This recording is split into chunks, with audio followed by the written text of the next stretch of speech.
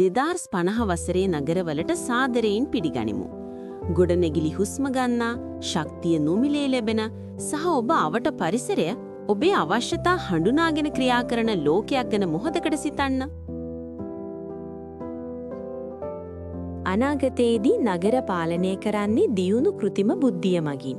රථවාහන පාලනය සහ බලශක්ති බෙදා හැරීම සියල්ලම එකිනෙකට සම්බන්ධ වී ඉතාමත් නිවැරදිව සිදුවන නිසා පරිසර දූෂණය බිඳුව දක්වා අඩුවේවි. මේ සිරස් වනාන්තර දෙස බලන්න. 2050 වසරේ අහස සිඹින මන්දිර හුදෙක් කොන්ක්‍රීට් ගොඩවල් නෙවෙයි.